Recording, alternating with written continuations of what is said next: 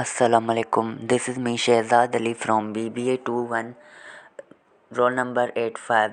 I am here to present my presentation and my topic is the wealth of nations, Adam Smith, with my group members Suleiman, roll number 64, and Muhammad Ibrahim, roll number 61. Okay, so I'm going to start my presentation. The life of Adam Smith. Adam Smith was a Scottish economist and thinker. He was born in Kirkcaldy on 5th June 1723 in Scotland. He was 14 years.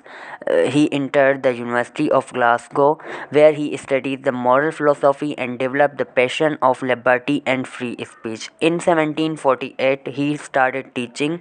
Smith's lecture topic based on the economic and natural liberty. His lectures gave his success and popularity.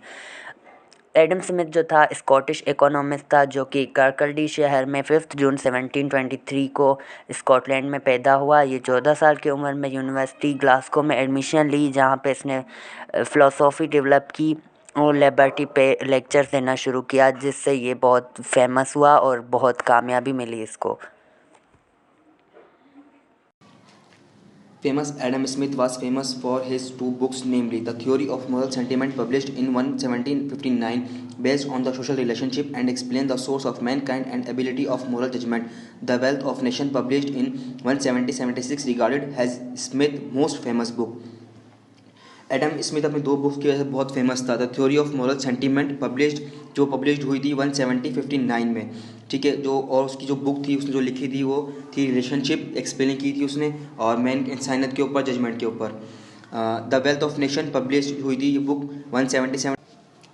The wealth of nation in his book he emphasize on trade. It is the principle of liberalism. It means straightforward follow of product and minimum help of government, limited government influence between business and individual.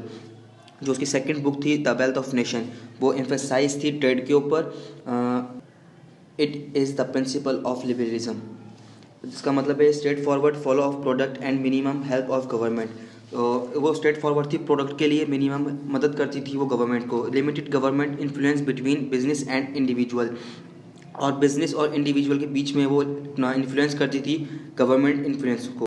Invisible hand. One of the greatest contributions of Adam Smith was the invisible hand theory, which he used to demonstrate how self-interest guides the most efficient use of resources in a nation's economy, with public welfare coming as byproduct. According to Adam Smith, self-interest should not be denied in the wealth of nation. He asserts that self-interest in the market is to encourage the growth of society through the division of labor and the maximization of the wealth. For him, self-interest is enough to motivate the exchange of goods.